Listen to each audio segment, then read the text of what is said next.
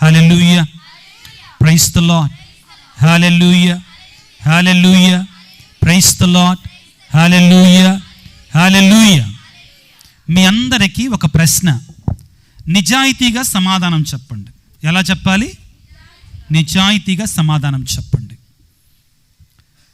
మనకి సమస్యలు వచ్చినప్పుడు, కష్టాలు సవాళ్ళు వచ్చినప్పుడు, శ్రమలు వచ్చినప్పుడు మనం ఏమంటాం?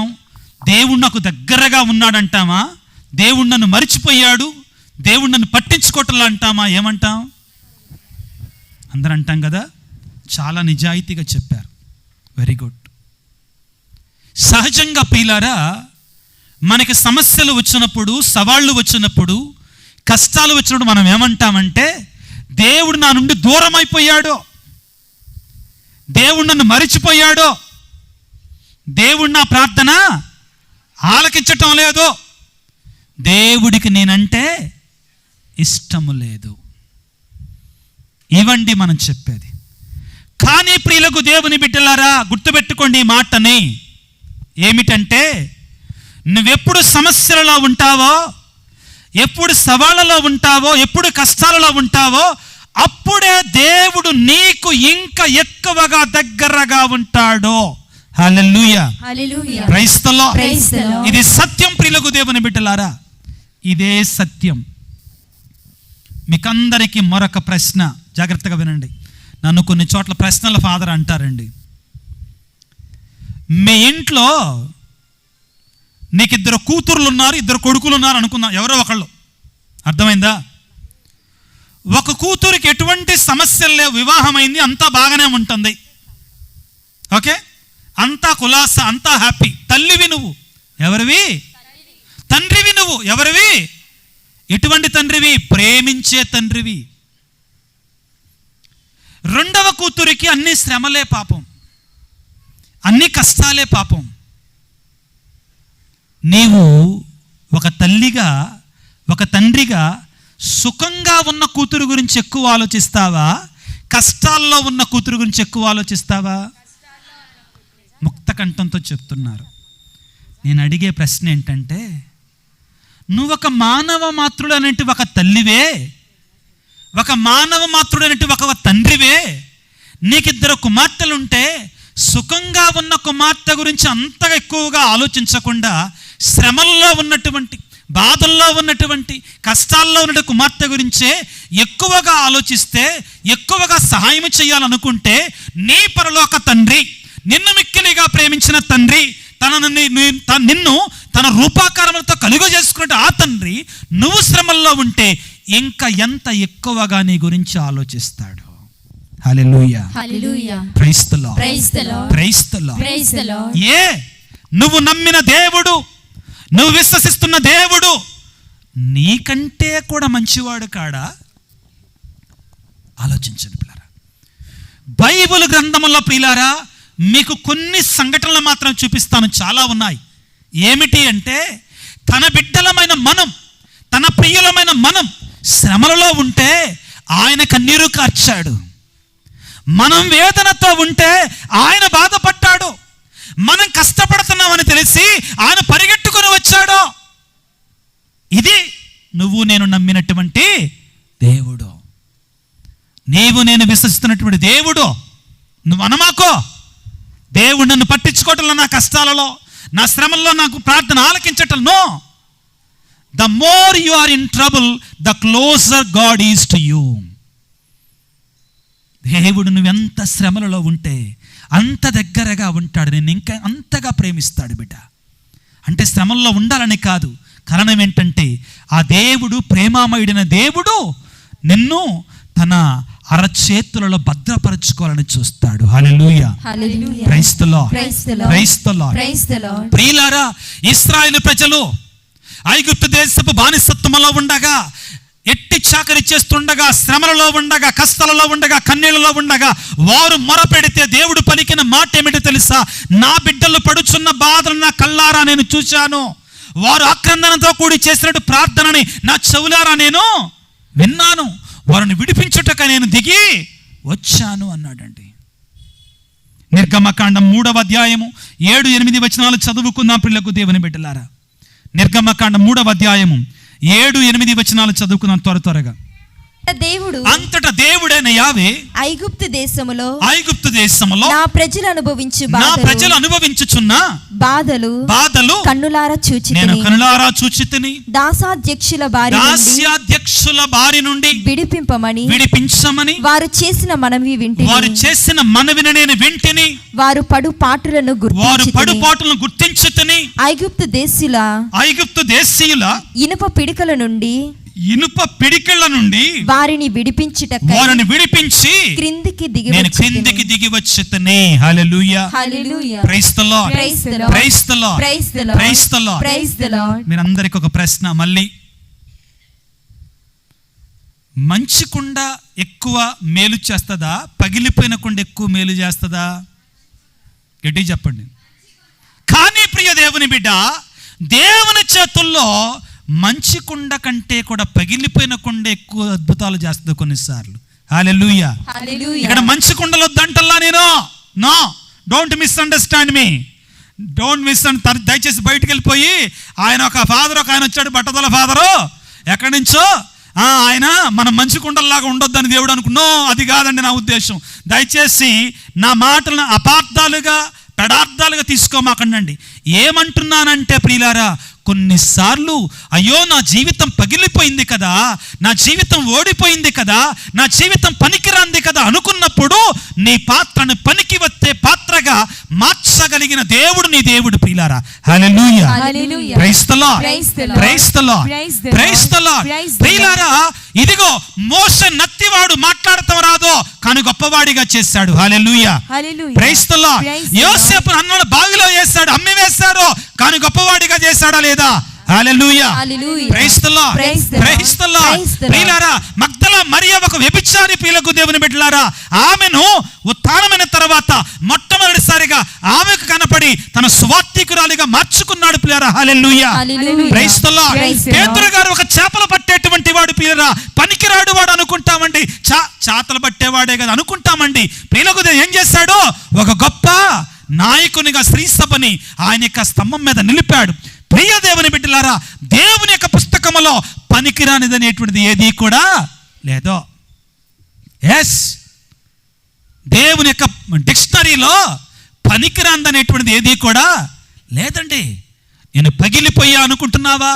నేను పనికిరానటువంటి వాడిని అనుకుంటున్నావా? నీ పనికిరానటువంటి పాత్ర నుండే దేవుడు అద్భుతాలు చేయగలడు. హల్లెలూయా, హల్లెలూయా. పౌలు అనేటువంటి వాడు ద్వేషముతో రగిలాడు, పగతో రగిలాడు, శాంతి లేదు, సమాధానం లేదు. అటువంటి వాడిని పిండి దేవుడు ఏం చేశాడు? తన సేవకు వంచుకున్నాడండి. వినే ఉంటారని నేను చెప్పేటువంటి ఉపమానం, కానీ ఈ సందర్భంగా మరొకసారి మీకు జ్ఞాపకం చేయాలనుకుంటున్నాను. ఈ వీడియో మీరు చూసే ఉంటారు, కానీ మరొకసారి మీ తలపునకు తేవాలని ఆశపడుతున్నాను. ఏంటంటే, పాతకాలంలో ఒక పేదవాడు రాజుగారి యొక్క భవనానికి రోజు కూడా ఒక కావిడితో 2 కుండలతో నీళ్లు మోసుకొని వెళ్ళేవాడు. ఆ కుండలకి ఆయన నీళ్లు తెచ్చిన దాన్ని బట్టి అతనికి డబ్బులు ఇచ్చేవాడు రాజుగారు మంచినీళ్ళకి. అయితే ఆ 2 కుండలలో ఒక కుండ ఏమైంది? కొద్దిగా పగిలిపోయింది, కంతబడింది, చిల్లుబడింది, ఆ నీళ్లు కారిపోతా ఉన్నాయి. రాజుగారి యొక్క భవనం దగ్గరే తీసుకొని వెళ్ళేసరికి దానిలో చివరికి కాసినే ఉంటాయి, 1 చెంబుడు 2 చెంబుల నీళ్లు మాత్రమే ఉంటున్నాయి. 2వ కడవలో మాత్రం నిండుగా తనకొనాడు సమృద్ధిగా నీళ్లున్నాయి.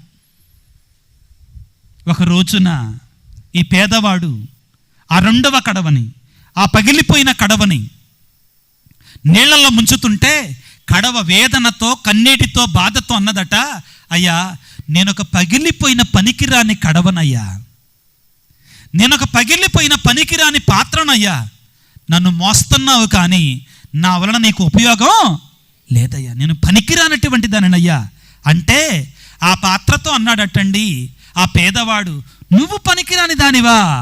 నువ్వు అనుకుంటున్నావా అలాగా? నేనేం చేశానో తెలుసా? రా చూపిస్తా రా అని చెప్పి ఆ దారి పొడుగునా కూడా చూపించుకుంటూ వెళ్ళాడు. ఏమున్నాయన్నాడు? చక్కని మొక్కలున్నాయి, పూలున్నాయి, గులాబీ పూలున్నాయి అని చెప్పాడు. ఎక్కడి నుంచి వచ్చాయని అడిగింది కడవ. నీ నుండే వచ్చాయని చెప్పాడు. నా నుండి ఈ పూలు పూస్తున్నాయా అంటే అది ఎలాగా అంటే అతను అన్నాడు, నీవు చిల్లు పడినటువంటి దానివని, పగిలిపోయినటువంటి దానివని నాకు తెలుసు కాబట్టి నీ నీళ్ళని ఒక కడవను యాటవాలుగా పెట్టి ఆ నీళ్లు పడే చోటల్లా కూడా ఏం చేశాను, గులాబీ మొక్కలు నాటాను. కాబట్టి ఇప్పుడు నాకు ఈ నీళ్ల ద్వారా వచ్చే డబ్బుల కంటే కూడా ఆ గులాబీ పూలు అమ్ముకుంటే చాలా ఎక్కువ డబ్బులు వస్తున్నాయని చెప్పాడంటండి. Hallelujah, praise the Lord, praise the Lord, praise the lord.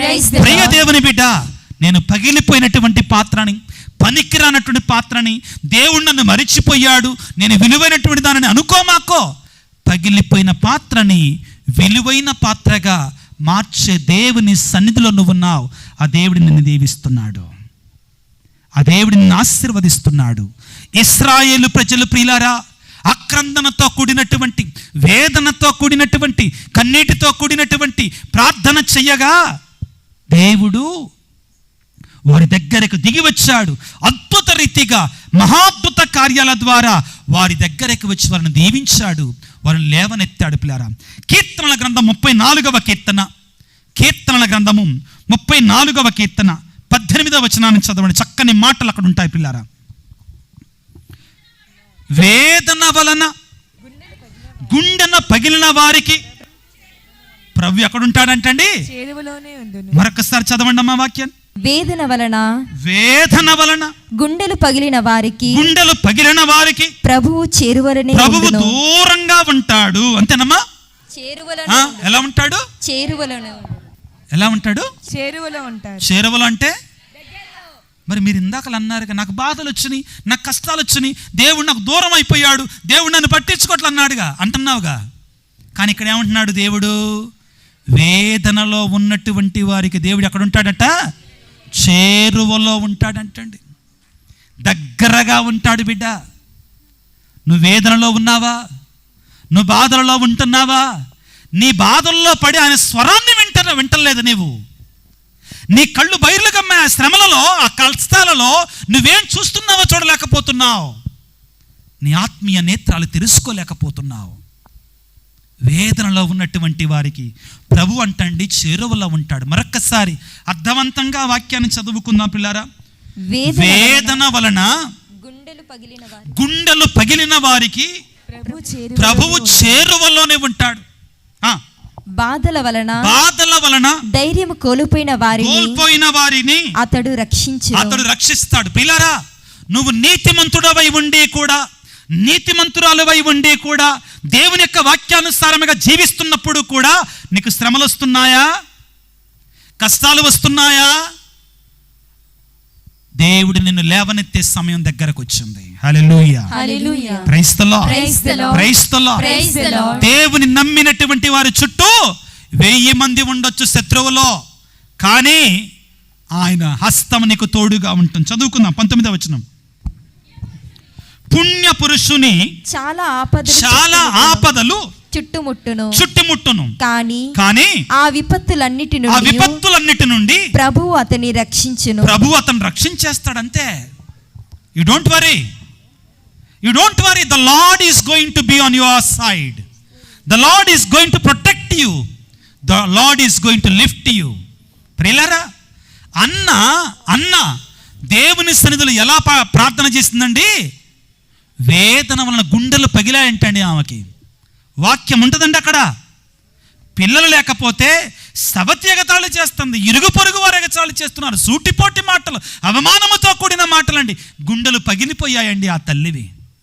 అయ్యా, నేను వేదనతో నా గుండెలు ముక్కలవుతున్నాయ్యా అని చెప్పింది. వాక్యాన్ని చదువుకుందాం. సమూయేలు మొదటి గ్రంథము 15వ వచనాన్ని, 1వ అధ్యాయం 15వ వచనం. అందుకు అన్న, అయ్యా నేను తీరని వ్యధతో బాధపడుచున్నా. ఏ వ్యధతోనండి? తీరని వ్యధతో బాధపడుచున్నాను. నీవు అనుకున్నట్లు నేను ద్రాక్షాసారమే గాని కైపెచ్చించు మద్యము కానీ ఇంతవరకు ప్రభువు ముందు మనస్సు విప్పు మాట్లాడుతున్నా. అంతేనయ్యా. చదువు, ముఖ్యమైన మాట వస్తుంది, చదువు.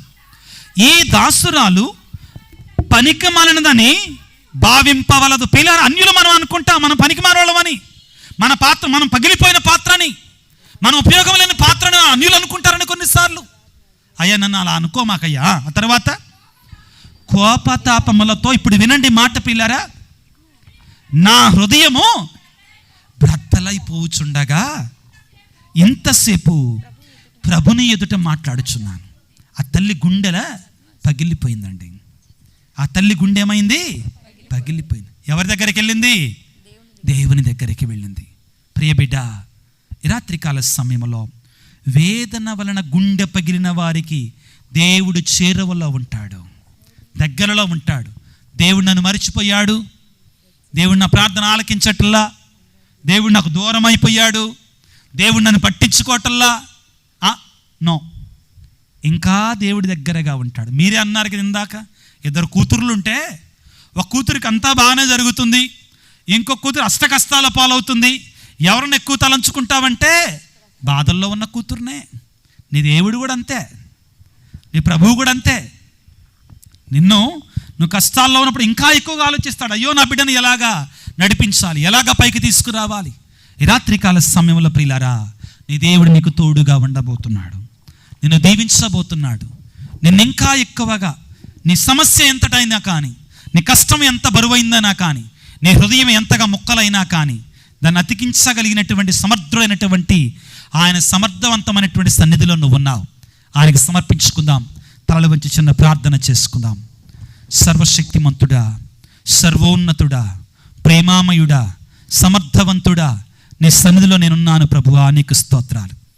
మాలో ఎంతోమంది నాయన వివిధ సమస్యలతో, వివిధ కష్టాలతో, ఇదిగో దేవుడు నన్ను మరిచిపోయాడు, దేవుడు నన్ను విడిచిపెట్టాడు, దేవుడు నన్ను పట్టించుకోవటం లేదు, దేవుడు నా ప్రార్థన ఆలకించటం లేదు అని నిందించుతున్నాము తండ్రి. మమ్మ క్షమించు నాయన, మా వద్దనే ఉన్నావయ్యా, మాకు చేరవలో ఉన్నావయ్యా, మమ్మ దీవించువాడవ నీవే నాయన. ఈ రాత్రికాల సమయంలో తండ్రి, అనారోగ్యంతో బాధపడుతున్న బిడ్డలని గాయపడిన హస్తాలతో తాకండి ప్రభువా. కుటుంబంలో శాంతి సమాధానం వారికి నేను నిజమైన శాంతిని సమాధానం దయచేయండి తండ్రి. పిల్లల చదువుల కొరకే ప్రార్థించే తల్లుల యొక్క తండ్రుల యొక్క ప్రార్థన ఆలకించండి నాయన. భార్యాభర్తల మధ్యలో సఖ్యత లేనటువంటి వారికి సఖ్యతను ఏర్పాటు చేయండి తండ్రి. ఉద్యోగము కొరకై, అదేవిధంగా జీవితంలో ఎదుగుదల కొరకై, వ్యాపారము కొరకై ప్రార్థిస్తున్నటువంటి వారిని దీవించండి నాయన. గర్భఫలము లేని తల్లిదండ్రులను దీవించండి నాయన. గర్భఫలాలు పండించండి నాయన. ముఖ్యంగా ప్రభువా, యవ్వన ప్రాయములో నుండి కుర్రవాళ్ళు, యువతి యువకుల కొరకే ప్రార్థిస్తున్నాం. వారికి మంచి మార్గాన్ని చూపించండి. వృద్ధాప్యంలో ఉన్నటువంటి తల్లిదండ్రుల కొరకే ప్రార్థన చేస్తున్నాను. చంటి బిడ్డల కొరకే ప్రార్థన చేస్తున్నాను. ఉద్యోగం చేసుకునేటువంటి వారికి, యవ్వన ప్రాయంలో ఉన్నటువంటి వారిని సకలాన్ని దీవించమని ఆశీర్వదించమని వేడుకొనిచున్నాం. ముఖ్యంగా తండ్రి, అలవి కానటువంటి వేదనలతో రోగాలతో ఉన్నటువంటి వారిని దీవించండి. ప్రత్యేకంగా ప్రభువా, నన్ను ప్రార్థన చేయమని అడిగినటువంటి బిడ్డలందరినీ కూడా ప్రభువా, ఈ పూజలో వారందరినీ ఉంచుతున్నాను తండ్రి. యూట్యూబ్ ద్వారా ఎంతోమంది, ఎన్నో లక్షల మంది మెసేజ్లు ఉంచుతున్నారు తండ్రి. ఈ రోజున ప్రభువా, ఈ వాక్యాన్ని యూట్యూబ్ ద్వారా ఎన్ని వేల మంది అయితే చూస్తున్నారు, వారందరిని దీవించండి నాయన, ఆశీర్వదించండి. నీ సన్నిధిలో ఉన్న బిడ్డలందరినీ కూడా దీవించమని ఆశీర్వదించమని మా ప్రభు అయిన క్రీస్తు ద్వారా వేడుకొనిచున్నాము తండ్రి. ఆమేన్.